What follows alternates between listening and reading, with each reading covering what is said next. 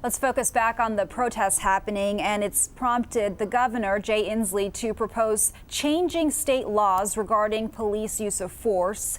South Bureau Chief Drew Mickelson joining us live from the Capitol. And Drew, the governor has a list of sorts that he'd like to see change.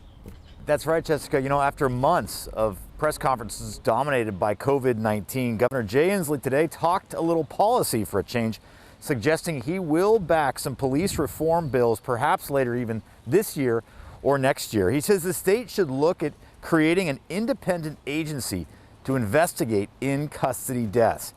Inslee says he'd like to discuss a bill to require fellow officers report misconduct when they see it within departments. And he says Washington, quote, needs to rethink policing, putting restrictions on some use of force methods and tactics like chokeholds, for instance. These need to be restricted.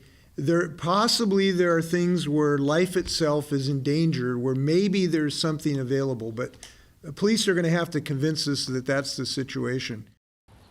The governor says the Washington State Patrol currently restricts troopers from using chokeholds unless that trooper feels their life is in danger. The governor says he's been checking with the state's training academy, and apparently there are some other agencies that have similar bans. He wants to implement a ban on chokeholds statewide. Live in Olympia, Drew Mickelson, King 5 News.